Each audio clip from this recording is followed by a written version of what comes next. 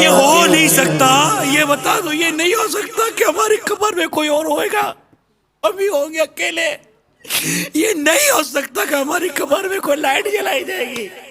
یہ نہیں ہو سکتا کہ ہماری قبر میں کوئی روشن دان نکال دی جائے گی، کوئی ہوا کا انتظام اندر میں اسپیشل کیا جائے گا، کوئی اندر میں بستر لگا دیا جائے گا، کوئی اہتمام کیا جائے گا. نہیں ہوگا. ہمارے کپڑے الماری میں لٹکتے رہ جائیں گے، وہی اندر پڑے رہ جائیں گے، وہی باہر سے کفن لا کر پہنا دیں گے، وہی گلا ہوگا، وہی جو سب کے ساتھ ہو رہا ہے وہی ہوگا. کیا ہوگا؟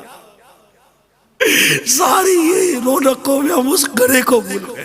اے کیسے نادان ہیں ہم لوگ، کیسے نادان ہیں. یہ ایک ایسی حقیقت ہے، ایسی حقیقت ہے. سنو، غسل کا معاملہ سب کے سامنے ہے، لوگ اپنی آنکھوں کے سامنے غسل دے رہے ہیں، ڈکا چھپا نہیں ہے. اپنے ہاتھوں سے کفن دے رہے ہیں لوگوں کو، ڈھکا چھپا نہیں ہے. اپنے ہاتھ سامنے جنازے کی نماز پڑھ رہے ہیں، ڈھکا چھپا کچھ بھی نہیں ہے. اپنے سامنے کاندھا دے رہے ہیں، کاندھا دیتا دیکھ رہے، ڈھکا چھپا کچھ بھی نہیں ہے. اپنی آنکھوں کے سامنے قبر میں اترتا دیکھ رہے، اپنی ہاتھوں سے قبر میں اتار رہے ہیں. اپنے سامنے سیلے لکھ رہے، اپنے سامنے مٹی ڈال رہے ہیں، اپنے سامنے چھوڑ کر جا رہے. کوئی ڈھکا چھپا نہیں ہے. اتنی واضح حقیقت، اتنی واضح حقیقت کو سب کے سامنے رکھ دیا گیا، سب کے سامنے رکھ دیا گیا ہے کہ دیکھو دیکھو یہ سب کچھ ہونے والا ہے، یہ سب کچھ ہونے والا ہے. ہم پھر بھی اس نزا کی تکلیفوں کو بھول کر بیٹھ گئے.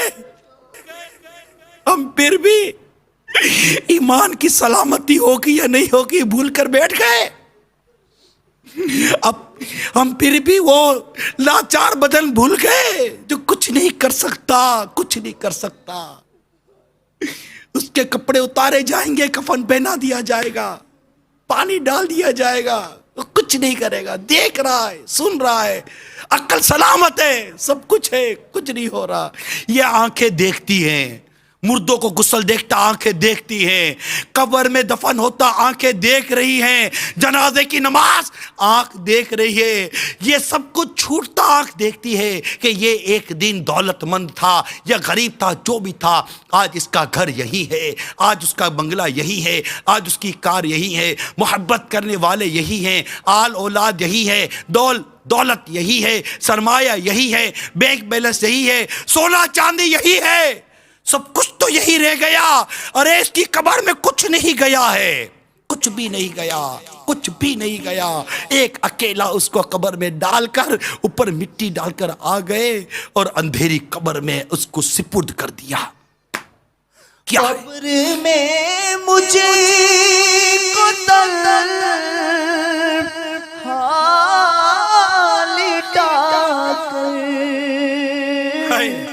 چل جیے ہائے سارے برادر، دل اندھیرے میں گھبرا رہا ہے مولا، دل اندھیرے میں گھبرا رہا ہے. قبر میں مجھ کو لٹا کر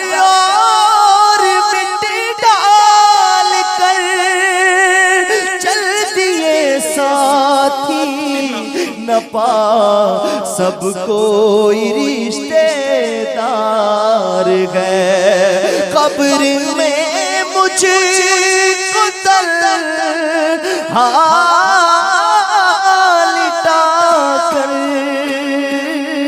چل دیے ہائے سارے برادر، دل اندھیرے میں گھبرا رہا ہے. یا خدا تجھ سے میری دعا، میں آپ سے پوچھتا ہوں، اے میرے چینل کے ناظرین، اے میرے اسلامی بھائیوں، اے باب المدینہ کے 12 مقامات پر جمع ہو کر سننے والے اسلامی بھائیوں، جہاں جہاں سن رہے ہو، ذرا ایک بات کا جواب تو دو. ارے تمہارے گھر سے کبھی جنازہ اٹھا ہے یا نہیں اٹھا؟ ارے ہے کوئی ایسا کہ جس کے گھر سے میت نہ گئی ہو، جس کے گھر سے جنازہ نہ اٹھا ہو؟ ہے کوئی؟ نہیں ہے. اب بتاؤ کہاں ہے دادا، کہاں ہے دادی، باپ، ماں، بیٹا؟ ارے دادا دادی ہیں تو اتنا شیرخوار بچہ چلا گیا. ماں بستر پر بوڑھی موت کا انتظار کر رہی ہے، اور اس کی بیٹی کا بیٹا پیدا ہوا اور اس کے کان میں اطلاع دی گئی کہ بیچارہ پیدا ہوتے 2 دن کے بعد مر گیا. ارے اتنی حقیقت موت، اتنی بڑی حقیقت موت، اس کو بھول کر بیٹھ گئے، اور اس کے آگے کا معاملہ وہ بھول کر بیٹھ گئے. یہ کتنی بڑی نادانی ہے، کتنی بڑی نادانی ہے. ذرا سوچے. پھر یہ عذابات جس کا تذکرہ احادیث مبارکہ میں آیا، اس کو بھول کر بیٹھ گئے اور اس دنیا کے پیچھے پاگل ہو گئے جو کبھی کسی کے کام نہیں آئی. اس دنیا کے لیے حرام کمائے، اس کے لیے ارے کچھ بھی نہیں ہے. یقین مانو کچھ بھی نہیں ہے. کتنی بے اعتبار ہے دنیا، موت کا انتظار ہے دنیا. مرتے جاتے ہیں ہزاروں آدمی، عاقل و نادان آخر موت ہے. عاقل و نادان آخر موت. یہی تجھ کو دن ہے رہوں سب سے بالا، ہو زینت نرالی ہو فیشن نرالا. ارے جیا کرتا ہے کیا یوں ہی مرنے والا؟ جیا کرتا ہے کیا یوں ہی مرنے والا؟ تجھے حسن ظاہر نے دھوکے میں ڈالا کہ جگہ جی لگانے کی دنیا نہیں ہے. یہ عبرت کی جا ہے، تماشا نہیں. محل ویران ہو گئے، فیکٹریاں برباد ہو گئی، بینک بیلنس ختم ہو گئے، جائیدادیں اجڑ گئی. سب کچھ ختم ہو جاتا ہے، سب کچھ ختم ہو جاتا ہے. سب کچھ چھوڑ کر جانا ہے. ہم سب چلے جائیں گے، ہم سب مرنے والے ہیں، بس مرنے والے ہیں. اس موت کی تیاری کریں، اور موت کی تیاری کرنے والے گناہوں سے بچتے ہیں، گناہوں سے بچتے ہیں، اپنی نگاہوں کو بچاتے ہیں، اپنی نمازوں کی حفاظت کرتے ہیں، وقت پر زکوٰۃ ادا کرتے ہیں، حج فرض ہو جائے تو حج ادا کر لیتے ہیں، نہ محرم عورتوں کو گھورتے نہیں ہیں، نہ محرم عورتوں کے ساتھ میل ملاپ نہیں رکھتے، اجنبیہ عورتوں کے ساتھ باتیں نہیں کرتے اس طرح غیر شرعی طریقہ کار کے مطابق. خوبصورت چھوٹے چھوٹے بچوں کو، خوبصورت لڑکوں کو بری بری نظر سے نہیں دیکھا کرتے جو موت کی تیاریوں میں مصروف ہوتے ہیں.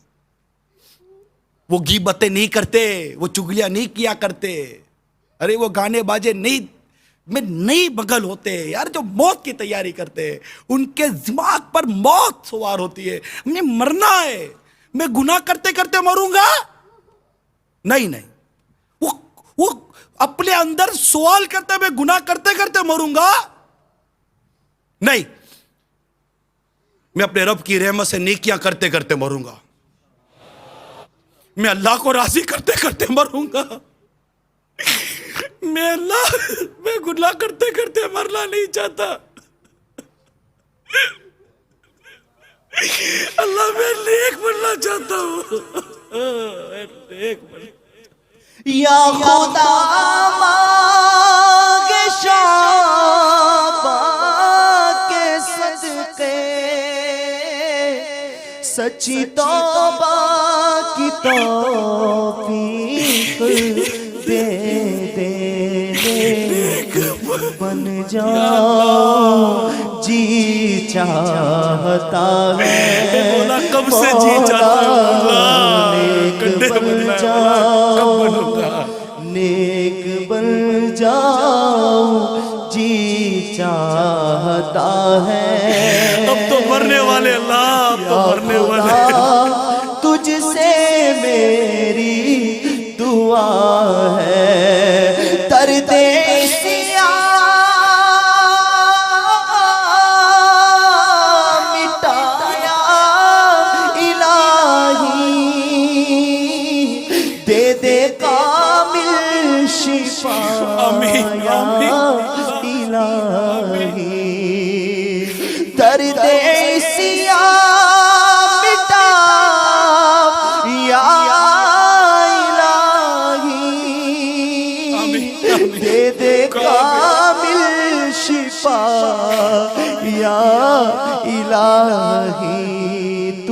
سے بیمار کی التجا ہے، تجھ سے بیمار کی التجا ہے، یا خدا تجھ سے میری دعا ہے۔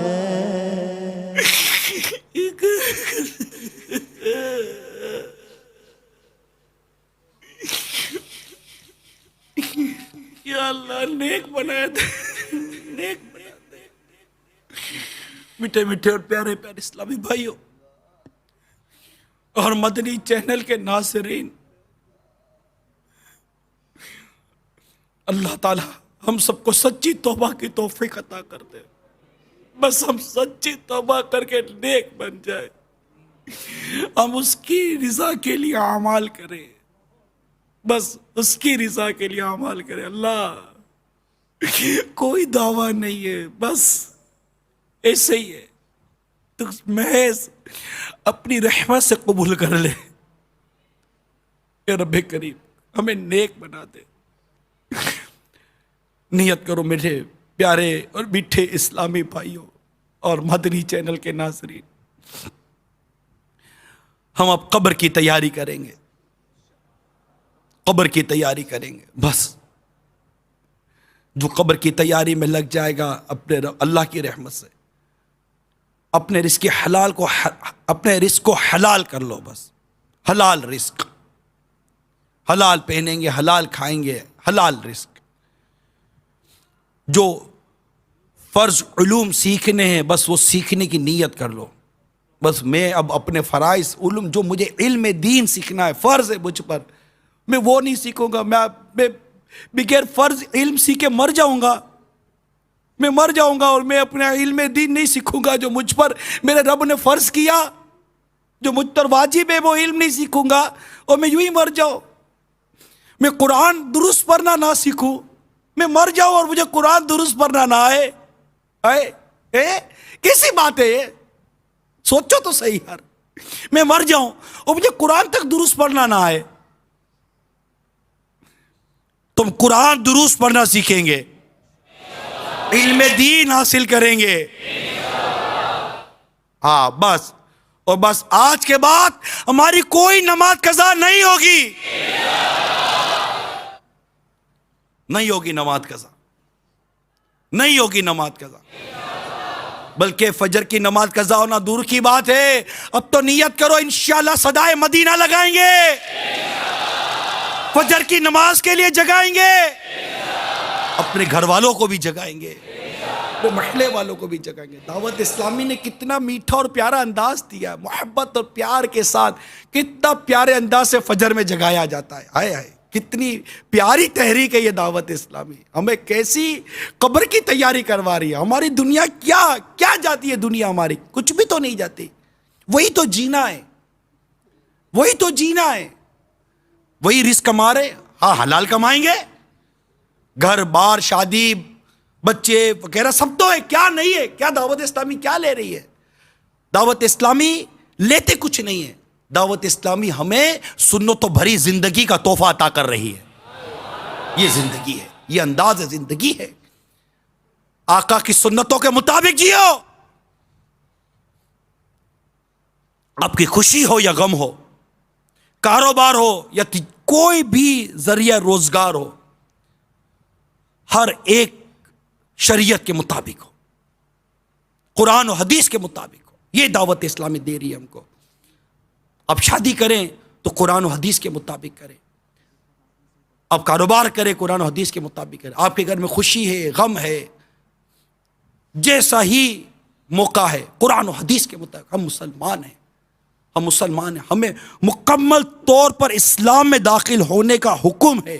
یا ایھا الذین آمنوا ادخلوا فی السلم کافہ، اے ایمان والو اسلام میں مکمل داخل ہو جاؤ، پورے کے پورے داخل ہو جاؤ، ہمارے سارے معاملات دینی ہوں قرآن و حدیث کے مطابق۔ یہ دعوت اسلامی ہمیں دے رہی ہے، علم دین سکھا رہی ہے، ہمیں صرف یہ نہیں کہتی کہ علم دین سیکھو، ہمیں کہتی ہے مدنی قافلوں میں سفر کرو تمہیں علم دین سیکھنے کو ملے گا، ہفتہ وار اجتماع میں شرکت کرو آپ کو علم دین سیکھنے کو ملے گا، مکتبۃ المدینہ کی مطبوعہ پبلشڈ کتابیں لو، بکس لو، تمہیں علم دین سیکھنے کو ملے گا۔ ارے مدنی چینل کے سامنے بیٹھ جاؤ آپ کو علم دین سیکھنے کو ملے گا، مدنی مذاکرے سنو آپ کو علم دین سیکھنے کو ملے گا، وی سی ڈیز اور کیسیٹیں لو گاڑیوں میں گھروں میں اس کو بجاؤ آپ کو علم دین سیکھنے کو ملے گا۔ اپنے بچوں کو جامعۃ المدینہ میں مدرسۃ المدینہ میں داخلہ کراؤ، خود داخل ہو جاؤ جامعۃ المدینہ میں، علم دین سیکھنے کو ملے گا۔ مدنی تربیت گاہ پر آ کر وقت تو گزارو آپ کو علم دین سیکھنے کو ملے گا۔ دعوت اسلامی صرف یہ نہیں کہ یہ کرو، دعوت اسلامی اس کے کرنے کا طریقہ کار اور پورے کے پورا نظام ہمیں دے رہی ہے۔ دعوت اسلامی الحمدللہ مکمل طور پر ہمیں پورے کے پورا سنتوں کا پیکر بنانے کا نظام رکھتی ہے اپنے اندر۔ اللہ کی کروڑ رحمت ہے، میرے باپا پر اللہ کی کروڑ رحمتیں نازل ہوں، ہمیں ایسی تحریک عطا کر دی ہے۔ کرتے رہے، نیک اعمال کا جائزہ لیتے رہے، ماں باپ کے آگے ادب کے ساتھ حاضری دیتے رہے، ایک کاش نفلی روزے رکھتے رہے، ایک کاش نیکی تقوی پرہیزگاری اختیار کرتے رہے، حسن اخلاق کے پیکر بنے رہے، اللہ کی رضا والے کام کرتے رہے۔ جی تو کرتا ہوگا مگر عجیب سی کیفیت ہے، عجیب سی کیفیت ہے کہ دل نیکی کی طرف آ نہیں رہا ہوتا۔ اگر موت کی سختیاں پیش نظر ہوں تو یہ لذتیں جو ہے نا، جو دنیا کی لذتوں میں ہم کھوئے ہوئے ہیں، یہ دنیا کی لذتوں سے جان چھوٹ سکتی ہے۔ جی ہاں، جان چھوٹ سکتی ہے۔ جلیل القدر صحابی حضرت سیدنا ابو سعید خدری رضی اللہ تعالی عنہ روایت کرتے ہیں، اللہ کے پیارے حبیب صلی اللہ علیہ وآلہ وسلم مسجد میں داخل ہوئے تو کچھ لوگوں کو ہنستے دیکھ کر فرمایا، اگر تم لذات کو مٹا دینے والی موت کو کثرت سے یاد کرو تو وہ تمہیں اس چیز سے باز رکھتی جس میں تمہیں مشغول دیکھ رہا ہوں۔ پھر فرمایا یعنی لذتوں کو مٹا دینے والی موت کو کثرت سے یاد کرو۔ کاش ہمیں موت کو کثرت سے یاد کرنے کی سعادت ملے اور ہم اس چیز کو سمجھیں۔ حضرت سیدنا عمر فاروق اعظم رضی اللہ تعالی عنہ نے حضرت سیدنا کعب رضی اللہ تعالی عنہ سے کہا ہمیں موت کی شدت کے متعلق بتاؤ۔ حضرت کعب رضی اللہ تعالی عنہ نے کہا امیر المومنین، موت ایسی ٹہنی کی طرح ہے جس میں بہت زیادہ کانٹے ہوں اور وہ انسان کے جسم میں داخل ہو گئی ہو، اس کی ہر کانٹے نے ہر رگ میں جگہ پکڑ لی ہو، پھر اسے ایک آدمی انتہائی سختی سے کھینچے، کچھ باہر آ جائے، کچھ باقی جسم میں باقی رہ جائے۔ اف، ہائے کیسی مثال دے کر بتایا کیسی ہے یہ موت کی سختی۔ حضرت سیدنا فضیل بن عیاض رحمت اللہ تعالی علیہ فرماتے ہیں دنیا میں داخلہ آسان ہے مگر یہاں سے جانا آسان نہیں ہے۔ موت کے وقت ایک نازک لمحہ محافظ فرشتوں کو دیکھنے کا ہے، جیسا کہ حضرت سیدنا وہیب رحمت اللہ تعالی علیہ سے مروی ہے، ہمیں یہ خبر ملی ہے جب بھی کوئی آدمی مرتا ہے تو وہ مرنے سے پہلے نامہ اعمال لکھنے والے فرشتوں کو دیکھتا ہے۔ اگر وہ آدمی نیک ہوتا ہے وہ کہتے ہیں اللہ تعالیٰ تجھے ہماری طرف سے جزائے خیر دے، تو نے ہمیں بہت سی بہترین مجالس سے بٹھایا اور بہت ہی نیک کام لکھنے کو دیے۔ اور اگر مرنے والا گناہگار ہوتا ہے تو وہ کہتے ہیں کہ اللہ تجھے ہماری طرف سے جزائے خیر نہ دے، تو نے بہت ہی بری مجالس میں ہمیں بٹھایا اور گناہوں بھرا اور فحش کلام سننے پر مجبور کیا، اللہ تجھے بہتر جزا نہ دے۔ اس وقت انسان کی آنکھیں کھلی کی کھلی رہ جاتی ہیں اور وہ سوائے اللہ تعالیٰ کے فرشتوں کے کسی چیز کو نہیں دیکھتا۔ کتنی عبرت ہے اس بات میں، کتنی عبرت۔ اگر ہم یہ بات ایک بار پھر سوچیں جو میں نے بھی بیان کیا کہ محافظ فرشتے جو ہیں کرامن کاتبین، ان کے تعلق سے سوچے، اور ہم اپنی ان بری مجالس کے بارے میں سوچیں، ان گناہوں کے بارے میں سوچیں، ان باتوں کے بارے میں سوچیں جب کرتے ہیں، انہیں لکھنا پڑتا ہے اللہ اللہ اللہ، اور موت کے بعد ان کا کلام کیا فرمایا اللہ تعالیٰ تجھے، گناہگار کو کہتے ہیں اللہ تعالیٰ تجھے ہماری طرف سے جزائے خیر نہ دے۔ اے گناہ کرنے والوں ذرا سوچو، اس وقت اگر ہمارے ساتھ یہ حال ہوا تو ہمارا کیا بنے گا؟ اللہ ہمارے حال پر رحم فرمائے۔ کہتے اللہ تعالیٰ ہماری طرف سے تجھے جزائے خیر نہ دے، تو نے بہت ہی بری مجالس میں ہمیں بٹھایا۔ اے گناہوں بری مجالس میں بیٹھنے والوں عبرت حاصل کریں، جہاں غیبتیں ہوتی ہیں، چغلیاں ہوتی ہیں، فوش باتیں ہوتی ہیں، ناچنا گانا ہوتا ہے، اللہ کی پناہ۔ شادی بیاہ عجیب و غریب حال ہو گیا شادی بیاہ کا، گھر کی لڑکیاں نچائی جاتی ہیں، گانے باجے ہوتے ہیں، جوا ہوتا ہے، شرابیں ہوتی ہیں، فحش قسم کی ننگی قسم کی باتیں ہوتی ہیں، عجیب و غریب حال ہوتا ہے۔ کیا کہتے ہیں اللہ تجھے بہتر جزا نہ دے، اس وقت انسان کی آنکھیں کھلی کی کھلی رہ جاتی ہے۔ اللہ پاک آپ کو اور مجھے نیکی کرنے کی توفیق عطا فرمائے، نیکیوں بھرے ماحول میں رہنے کی توفیق عطا فرمائے، اور نیکی کی دعوت عام کرنے کی اللہ پاک ہمیں توفیق عطا فرمائے۔ اللہ پاک ہم سب کو عذاب قبر سے محفوظ فرمائے، ہمارا ایمان سلامت رکھے۔ ہمیں ڈرنا چاہیے، اللہ کے عذاب سے ڈرنا چاہیے، اللہ کی پکڑ سے ڈرنا چاہیے، اللہ کی گرفت سے ڈرنا چاہیے، اور سچی توبہ کرنی چاہیے۔ ایک شخص حضرت سید عمر بن عبدالعزیز رحمت اللہ تعالیٰ علیہ کے پاس کسی کام سے آیا اور عرض کی، اے امیر المومنین، اس وقت میں آپ کے سامنے کھڑا ہوں، اسی منظر سے آپ بارگاہ الہی میں اپنا کھڑا ہونا یاد کیجیے۔ جس دن دعویٰ کرنے والوں کی کثرت آپ کو اللہ سے اوجھل نہیں کر سکے گی، جس دن آپ اللہ پاک کے سامنے پیش ہوں گے، اس دن عمل پر بھروسہ ہوگا، نہ گناہ سے چھٹکارے کی کچھ صورت ہوگی۔ سید عمر بن عبدالعزیز یہ سن کر فرمانے لگے، بھائی یہی بات دوبارہ کہنا۔ اس نے اپنی بات دہرائی تو حضرت عمر بن عبدالعزیز رو پڑے اور فرمانے لگے، وہی بات ذرا پھر سے کہنا۔ کتنی آپ کے اندر آخرت کی سوچ اور آخرت کی باتیں سننے کا جذبہ تھا۔ ہم خواہ روئے یا ہنسے، تڑپیں یا غفلت کی نیند سوئیں، یاد رکھیے قیامت کا امتحان تو برحق ہے۔ ترمذی شریف میں اس امتحان کے بارے میں فرمایا جا رہا ہے، انسان اس وقت تک قیامت کے روز قدم نہ ہٹا سکے گا جب تک کہ ان 5 سوالات کے جوابات نہ دے لے۔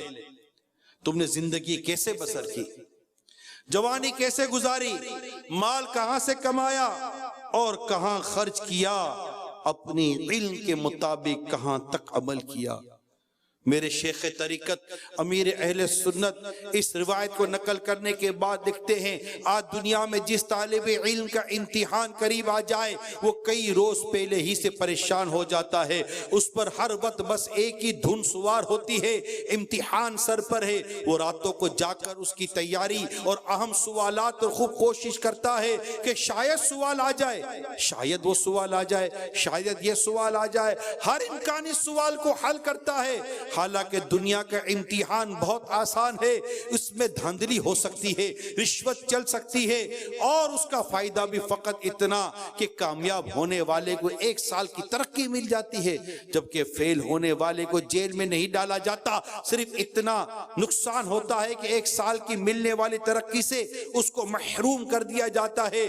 دیکھیے تو صحیح اس دنیاوی امتحان کی تیاری کے لیے انسان کتنی بھاگ دوڑ کرتا ہے، حتیٰ کہ نیند کشا گولیاں کھا کھا کر ساری رات جا کر اس امتحان کی تیاری کرتا ہے۔ قیامت کے امتحان کے لیے آج مسلمانوں کی کوشش نہ ہونے کے برابر ہے، جس کا نتیجہ کامیاب ہونے کی صورت میں جنت کی نہ ختم ہونے والی ابدی راحتیں اور فیل ہونے کی صورت میں عذاب جہنم کا استحقاق ہے۔ پیارے اسلامی بھائیوں، ہم سبھی کو قیامت کے ہوش ربا حالات پر غور کرنا چاہیے اور گناہوں سے باز رہتے ہوئے نیکیاں کمانے پانے کی کوشش کرنی چاہیے. اس دن ہمیں ایک ایک نیکی کی قدر محسوس ہوگی. چنانچہ حضرت عبداللہ محمد بن احمد انصاری علیہ رحمت اللہ الباری اپنی مشہور زمانہ تفسیر قرطبی میں لکھتے ہیں، حضرت سیدنا اکرمہ رضی اللہ تعالی عنہ سے مروی ہے، قیامت کے روز ایک شخص اپنے باپ کے پاس آ کر کہے گا، ابو جان کیا میں آپ کا فرما بردار بیٹا نہ تھا؟ کیا میں آپ سے محبت بھرا سلوک نہ کرتا تھا؟ کیا میں آپ کے ساتھ بھلائی نہ کرتا تھا؟ آپ دیکھ رہے ہیں کہ میں کس مصیبت میں گرفتار ہوں، مجھے اپنی نیکیوں میں سے صرف ایک نیکی عطا کر دیجئے، یا میرے ایک گناہ کا بوجھ اٹھا لیجئے. باپ کہے گا، میرے بیٹے تو نے مجھ سے جو چیز مانگی وہ آسان تو ہے، لیکن میں ابھی اس چیز سے ڈرتا ہوں جس سے تم ڈر رہے ہو. اس کے بعد باپ بیٹے کو اپنے احسانات یاد دلا کر یہی مطالبہ کرے گا. تو بیٹا جواب دے گا، آپ نے بہت تھوڑی چیز کا سوال کیا، لیکن مجھے بھی اسی بات کا خوف ہے جس کا آپ کو ڈر ہے. یوں ہی ایک شوہر بھی اپنی بیوی سے کہے گا، کیا میں تیرے ساتھ اس نے سلوک نہ کرتا تھا، میرے ایک گناہ کا بوجھ اٹھا لے، ہو سکتا ہے میں نجات پا جاؤں. بیوی جواب دے گی، آپ نے ایک ہی چیز مانگی ہے، لیکن میں بھی اسی طرح ڈرتی ہوں جس طرح آپ ڈرتے ہو. حضرت سیدنا فضیل بن ایاس فرماتے ہیں،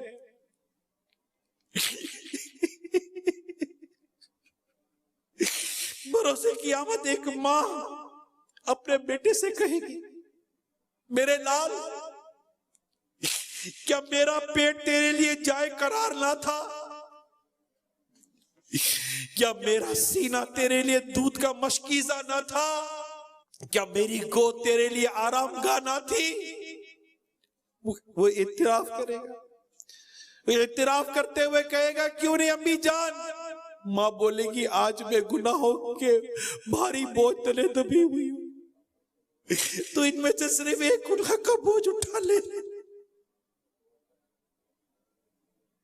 بیٹا انکار کرتے ہوئے کہے گا، امی جان جائیے، کیونکہ مجھے تو خود اپنے گناہوں کی فکر پڑی ہے.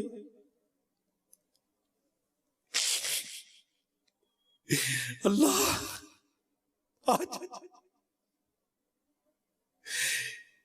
بندہ غور کرے، باپ غور کرے، بیٹا غور کرے، شوہر غور کرے، بیوی غور کرے، ماں غور کرے. آج ہم ایک دوسرے کے لیے گناہ کر رہے ہوتے.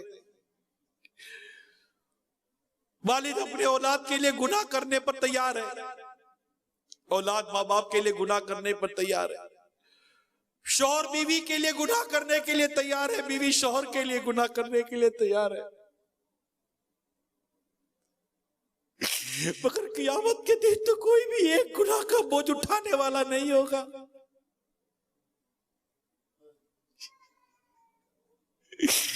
قیامت کے دن کوئی کسی کا پرسان حال نہیں ہوگا. کس قدر عبرت ہے میرے پیارے اسلامی بھائیو، اس میں کس قدر حقیقت ہے، کتنی ریئلٹی ہے ہماری زندگی کے لیے، کتنی ریئلٹی ہے. آج ہم اولاد کے لیے کیا کچھ نہیں کر جاتے، مگر کر یہ اولاد ہی ایک گناہ کا نہ بوجھ اٹھائے گی نہ ایک نیکی دے گی. اللہ اللہ اللہ. تو پھر کیا ضرورت پڑی ہے بھائی، کیا ضرورت پڑی ہے کہ ہم ایک دوسرے کے لیے یہ گناہ کریں؟ ویسے ہی ضرورت نہیں ہونی چاہیے گناہ کرنے کی، عادت ہی نہیں ہونی چاہیے اللہ کرے گناہ کرنے کی. مگر یہ کتنا عبرت والا مضمون میں نے آپ کے سامنے بیان کیا ہے. کوئی حساس دل و دماغ رکھنے والا ہو تو صحیح کہ میں کس وجہ سے گناہ کر رہا ہوں، نہ اپنی وجہ سے گناہ کرنا، نہ اپنے لیے کرنا، نہ کسی اور کے لیے کرنا ہے.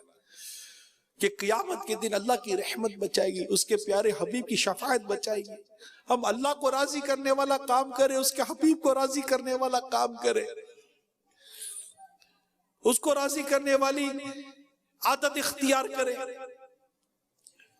اللہ اللہ اللہ. کہیں ایسا نہ ہو کہ قیامت کے دن ہم پھنس جائیں. امیر المومنین سیدنا عمر بن عبدالعزیز کی ایک کنیز آپ کی بارگاہ میں حاضر ہوئی اور عرض کرنے لگی، علی جان میں نے خواب میں عجیب معاملہ دیکھا. آپ نے دریافت فرمایا یعنی پوچھا کیا؟ وہ کہنے لگی میں نے دیکھا کہ جہنم کو بھڑکایا گیا اور اس کو پل صراط رکھ دیا گیا، پھر عمومی خلیفہ کو لایا گیا، سب سے پہلے خلیفہ عبد الملک بن مروان کو اس پل صراط سے گزرنے کا حکم دیا، وہ پل صراط پر چلنے لگا۔ رمضان اور یہ تینوں مہینے اپنے اندر ایک شان والی رات لیے ہوئے ہیں۔ رجب میں شب معراج، شعبان میں شب براءت اور رمضان شریف میں شب قدر۔ تو یہ جو مہینہ ہے جو اس وقت ہم گزار رہے ہیں، شعبان المعظم، یہ ایک بڑی ہی شانوں والی رات لے کر جلوہ گر ہوا ہے۔ مختلف احادیث سے اس رات کے 4 نام ثابت ہیں: لیلۃ الرحمہ، لیلۃ البراءہ، لیلۃ مبارکہ اور لیلۃ السک۔ سک کہتے ہیں دستاویز۔ یہ رحمت والی رات ہے، برکت والی رات ہے اور دوزخ سے نجات والی رات ہے۔ نجات کو ہی براءت کہتے ہیں، جیسے کہتے ہیں فلاں آدمی قید سے بری ہو گیا، تو بری کا معنی آزاد ہونا، اس لیے اس رات کو شب براءت کہتے ہیں کہ اس رات اللہ تعالیٰ قبیلہ بنو کلب کی بکریوں کے بالوں کی تعداد سے بڑھ کر دوزخیوں کو دوزخ سے آزاد فرما دیتا ہے۔ اور عرب میں یہ وہ قبیلہ تھا جس کی بکریاں سب سے زیادہ تھیں، تو حضور نے فرمایا اللہ تعالیٰ کثرت سے دوزخیوں کو آزادی عطا فرما دیتا ہے، اس لیے اس رات کو شب براءت کہا گیا، آزادی والی رات، نجات والی رات۔ کیا خیال ہے اس شخص کے بارے میں کہ اوروں کو نجات مل رہی ہو اور وہ غفلت میں سویا ہوا ہو، اور اسے نجات مانگنے کی فکر نہ ہو، اس کے دل میں اپنی نجات کے لیے فکر نہ ہو اور وہ دعا کا جذبہ نہ ہو، وہ اللہ کی بارگاہ میں اپنی نجات کے لیے دعا نہ کرے جبکہ اوروں کو نجات مل رہی ہو، تو یقیناً وہ شخص محروم ہے اور بدبخت ہے۔ اس لیے آج ہی سے نیت کریں کہ ہم شب برات کو شب بیداری کریں گے، اس رات کو عبادت میں بسر کریں گے۔ اس رات میں پچھلے سال کے اعمال اللہ کی بارگاہ میں پیش کیے جاتے ہیں۔ گزشتہ سال جو گزر گیا اس کے اعمال اللہ کی بارگاہ میں پیش کیے جاتے ہیں۔ جب ہم کوئی عمل کرتے ہیں اللہ دیکھ رہے ہیں، وَهُوَ مَعَكُمْ أَيْنَمَا كُنْتُمْ نَحْنُ أَقْرَبُ إِلَيْهِ مِنْ حَبْلِ الْوَرِيدِ إِنَّهُ عَلِيمٌ بِذَاتِ الصُّدُورِ۔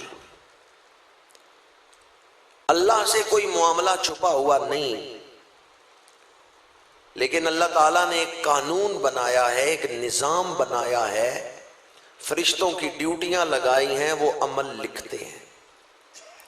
جمعرات کی شام، جمعے کی شام، سوموار کی شام اعمال اللہ کی بارگاہ میں پیش کیے جاتے ہیں۔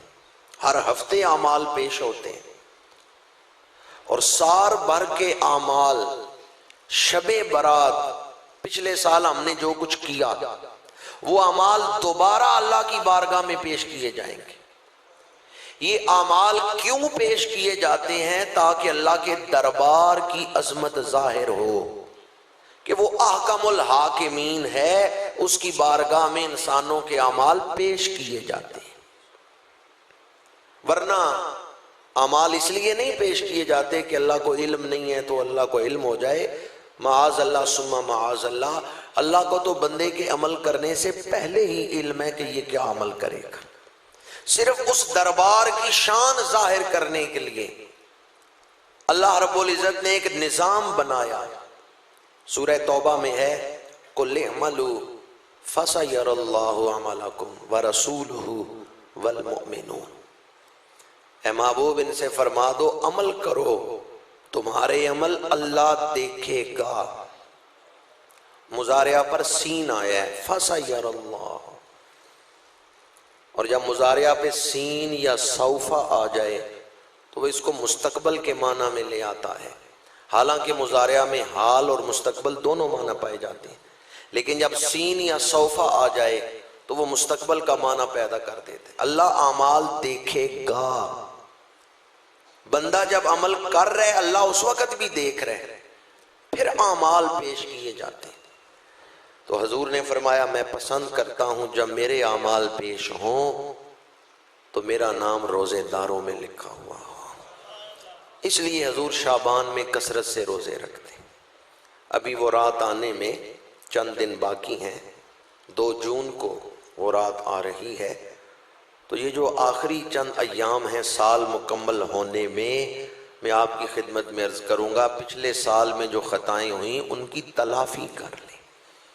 ایسے اعمال کریں کہ اللہ تعالیٰ کی بارگاہ میں جو پسندیدہ ہیں وہ پسندیدہ اعمال اللہ کی بارگاہ میں پیش کیے جائیں کہ فرشتے عرض کریں یا اللہ ہم اس بندے کو چھوڑ کے آئے ہیں اس حال میں کہ وہ نمازیں پڑھتا ہے، یا اللہ اس نے آج روزہ رکھا ہوا تھا. یہ اعمال لکھے ہوئے ہوں جب اللہ کی بارگاہ میں پیش کیے جائیں. ایک تو پچھلے سال کے اعمال پیش ہوں گے، اس لیے اس رات کو شب توبہ بھی کہتے ہیں. ہم معافی مانگتے ہیں پچھلے گناہوں پر اللہ کی بارگاہ میں. اور خوش نصیب ہے وہ شخص جسے اللہ تعالیٰ توبہ کی توفیق عطا فرما دے. شیطان نے اللہ کا حکم توڑا لیکن آج تک توبہ نہیں کی. تو توبہ نہ کرنا یہ شیطان کا کام ہے. جس کے دل پہ اللہ کی طرف سے پھٹکار پڑ جائے، لعنت پڑ جائے، پھر اسے توبہ کی توفیق نہیں نصیب ہوتی. انسان اپنی غلطی کو تسلیم کرتا ہے، اللہ کی بارگاہ میں عاجزی کرتا ہے، اللہ اس کے پچھلے گناہ معاف فرما دیتا ہے، بلکہ گناہوں کی جگہ نیکیاں لکھ دیتا ہے. تو چونکہ پچھلے سال کے اعمال اللہ کی بارگاہ میں پیش ہونا ہے، اس لیے ہم اللہ کی بارگاہ میں توبہ کرتے ہیں. صغیرہ کبیرہ چھوٹے بڑے تمام گناہوں سے اللہ کی بارگاہ میں معافی طلب کرتے ہیں. دوسرا اس رات کی شان یہ ہے کہ آئندہ سال جو ہونے والا ہے اللہ وہ تفصیلی احکام فرشتوں کو عطا کرتا ہے جن کی ڈیوٹیاں ہیں. تقدیر تو اللہ نے پہلے لکھ دی ہے، لیکن شب برات تفصیلی احکام عطا کیے جاتے ہیں. رزق تقسیم کرنے والے فرشتے کو رزق کے بارے میں، اسی طرح روح قبض کرنے والے فرشتے کو مردوں کی فہرست دے دی جاتی ہے. تو جن فرشتوں کی مختلف امور پر ڈیوٹیاں ہیں ان کو آئندہ سال کے لیے فہرستیں دے دی جاتی ہیں کہ آئندہ سال کس نے پیدا ہونا ہے، کس نے فوت ہونا ہے، کس نے بیمار ہونا ہے، کس کا رزق تنگ ہونا ہے، کس کا رزق کھلا دیا جائے گا. وہ ساری فہرست اللہ فرشتوں کو عطا کر دیتا ہے. اس لیے اس رات ہمیں خیر مانگنا چاہیے، آئندہ سال کے لیے برکت مانگنی چاہیے، آئندہ سال اللہ کی حفاظت مانگنی چاہیے. تو یہ رات جہاں توبہ کی رات ہے وہاں دعا کرنے کی رات بھی ہے، وہاں اللہ سے مانگنے کی رات بھی ہے. حضرت مولا علی قاری رحمت اللہ تعالیٰ علیہ نے اس رات کے حوالے سے ایک دعا لکھی ہے کہ اس رات اللہ کی بارگاہ میں عرض کرو ان کنت کتبت اسمی فی کتابک شقیا فامحو. اے اللہ اگر تو نے اپنی تقدیروں والی کتاب میں میرا نام بدبخت لوگوں میں لکھا ہوا ہے تو میں دعا کرتا ہوں تو میرا نام بدبختوں سے کاٹ کے خوش نصیبوں میں لکھ دے. میں یہ دعا کیوں کر رہا ہوں؟ اس لیے کہ یمحو اللہ ما یشاء و یثبت وَإِنْدَهُ أُمُّ الْكِتَابِ، تیرے قرآن نے مجھے یہ بتایا ہے اللہ تقدیریں لکھتا بھی ہے مٹاتا بھی ہے، تقدیروں والی کتاب اسی کے پاس ہے۔ یمحو اللہ ما یشاء، جسے چاہتا ہے مٹا دیتا ہے، وَیُثْبِتْ، جسے چاہتا ہے ثابت رکھتا ہے، وَإِنْدَهُ أُمُّ الْكِتَابِ، اسی کے پاس تقدیروں والی کتاب ہے۔ تو شب برات مانگنے کی رات ہے، سو کے گزارنے والی رات نہیں۔ آئندہ سال کے لیے اللہ سے خیر مانگے، اللہ کی بارگاہ میں دعا کریں۔ یہاں عقیدے کا ایک مسئلہ عرض کرتا چلوں اور پھر اسی رات کا ذکر کرتا ہوں۔ میں نے یہ عرض کیا کہ اس سال میں آئندہ سال جو کچھ ہونے والا ہے اللہ فرشتوں کی ڈیوٹیاں لگا دیتا ہے، ان کو تفصیلی احکام دے دیے جاتے ہیں۔ جناب اسرائیل کو فہرست مل جاتی آئندہ سال کس کس نے فوت ہونا ہے اور کس جگہ فوت ہونا ہے۔ اب بعض لوگ یہ کہتے ہیں اللہ کے سوا کسی کو نہیں پتا کہ کون کہاں مرے گا، اور علوم خمسہ میں سے یہ علم اللہ کے ساتھ خاص ہے۔ اب مجھے بتائیں، اللہ نے تو جناب اسرائیل کو بتا دی ہے کون کہاں مرے گا۔ جناب اسرائیل کو پتا ہے کہاں جا کے میں نے کسی کی روح قبض کرنی ہے، شرک تو نہیں ہو گیا؟ اللہ حضرت اسرائیل کو بتائے کہ فلاں جگہ فلاں شخص کو موت آئے گی، جناب اسرائیل کو علم ہو جائے یہ شرک نہیں۔ اگر فرشتے کو علم ہو جائے یہ شرک نہیں ہے، اللہ اپنے محبوب اور اپنے رسول کو بتائے تو پھر یہ علم غیب کیوں شرک قرار پائے گا؟ جس طرح فرشتوں کو اللہ نے علم عطا کیا ہے، اپنے رسولوں کو بھی علم غیب، وَعَلَّمَكَ مَا لَمْ تَكُنْ تَعْلَمْ وَكَانَ فَضْلُ اللَّهِ عَلَيْكَ عَظِيمًا۔ تو شب برات مختلف حوالوں سے، مختلف زاویوں سے خاص رات ہے، رحمتوں والی رات ہے، برکتوں والی رات ہے۔ سورہ دخان کی ابتدائی آیات